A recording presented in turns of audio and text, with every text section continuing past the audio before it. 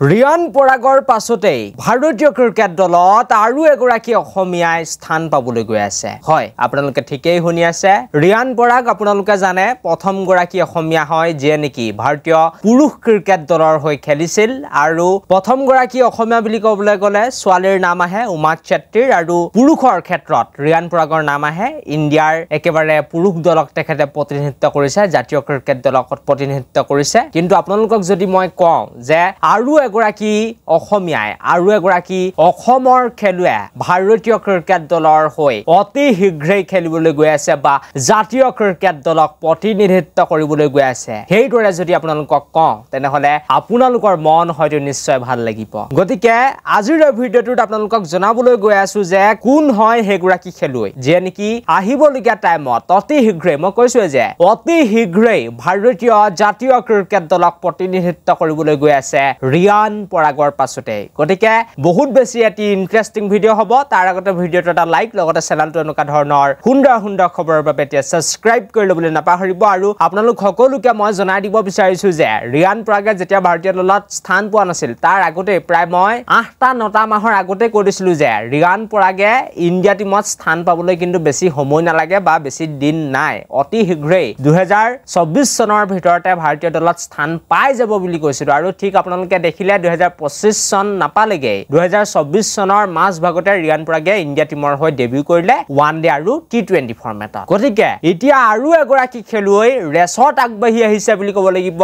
তেওঁ এজন অলৰাউণ্ডাৰে হয়, মই বেছি ইমান সাসপেন্স নবনাও, নামটো মই ডাইৰেক্ট কৈ দিব বিচাৰিছো। নাম হৈছে তেখেতৰ আকাশ সেন গুপ্তা আৰু আকাশ সেন গুপ্তা হৈছে এগৰাকী বলিং অলৰাউণ্ডাৰ বুলি ক'ব লাগিব। হাৰ্দিক পাণ্ডিয়াৰ দৰে ফাষ্ট বল মাৰে আৰু মাজে সময়ে একেবাৰে শেষৰ মুহূৰ্তত আহি একেবাৰে শেষৰ টাইমত আহি ডাঙৰ ডাঙৰ 6-4 লগাই দিয়ে। আৰু সেইবাবে তেখেতক বৰ্তমান সময়ত সকলোকে জনাই দিব বিচাৰিছো যে ভাৰতৰ যিটো ডি টিম আছে, ভাৰতৰ ডি ক্ৰিকেট দলত স্থান পাবলৈ সক্ষম হৈছে আকাশ সেন গুপ্তাই। আৰু যি আগন্তুক সময়ত দুলীপ ট্ৰফি আহি আছে, সেই দুলীপ ট্ৰফিত আকাশ সেন গুপ্তাক আপোনালোকে খেলা দেখা পাবলৈ গৈ আছে ভাৰতৰ ডি দলৰ হৈ। আৰু যেতিয়া দুলীপ ট্ৰফি হওক বা দেওধৰ ট্ৰফি হওক বা বিভিন্ন ধৰণৰ যি ট্ৰফি আছে, যি টুৰ্ণামেণ্ট আছে, সেইবিলাকলৈ যেতিয়া এজন খেলুৱৈক চিলেক্ট কৰা হয় তেনেহ'লে আপোনালোকে ধৰি ল'ব পাৰে যে আহিবলগীয়া টাইমত সেইগৰাকী খেলুৱৈ নিশ্চয় ভাৰতীয় টিমক প্ৰতিনিধিত্ব কৰিব বা IPL হ'লেও তেখেতে খেলিব।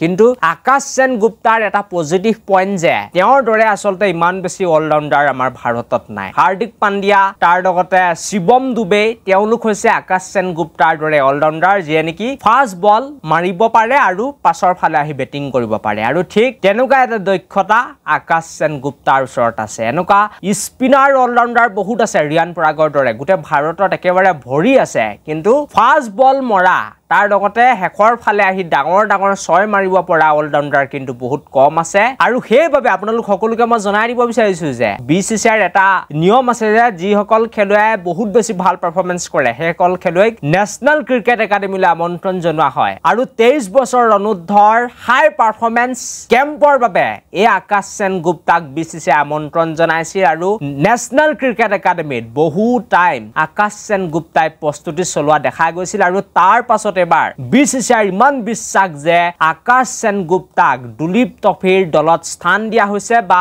ভাৰতৰ ডি দলত স্থান দিয়া হৈছে বুলি ক'ব লাগিব। গতিকে আহিবলগীয়া টাইমত আকাশ সেন গুপ্তাক হয়তো আপোনালোকে IPL খেলা দেখা পাবলৈ গৈ আছে। আৰু কি বিশ্বাস আছে অতি শীঘ্ৰেই ভাৰতীয় ক্ৰিকেট দলৰ হৈও খেলা দেখা পাবলৈ গৈ আছে। কিন্তু সকলোৱে ক'ব পাৰে যে আগতেতো আমি আকাশ সেন গুপ্তাৰ নামেই শুনা নাছিলো, ইমান সহজতে পাব জানো? মই কৈছোৱে যে আকাশ সেন গুপ্তাৰ দৰে অলৰাউণ্ডাৰ বহুত কম আছে আৰু যিটো বস্তু কম থাকে তাৰ আচলতে ডিমাণ্ড বেছি হয়। আৰু সকলোৱে কথাটো শুনি আচৰিত হ'ব যে আকাশ সেন গুপ্তাৰ T20ৰ যিটো ষ্ট্ৰাইক ৰেট হয়, সেই ষ্ট্ৰাইক ৰেটটো কিমান হয় আপোনালোকে জানে? 192 হয়। 192 ষ্ট্ৰাইক ৰেট হয় T20 ফৰ্মেটত। গতিকে সকলোৱে ধৰি ল'ব পাৰে যে তেখেতে কিমান বেছি ডাঙৰ ডাঙৰ 6 মাৰিব লাগিব একেবাৰে শেষৰ ফালে আহি কেৱল 6-4ৰ বৰষুণ দিয়া আকাশ সেন গুপ্তাই। এইটোৱে আছিল আজি ভিডিঅ'টো। Thank you for watching this video.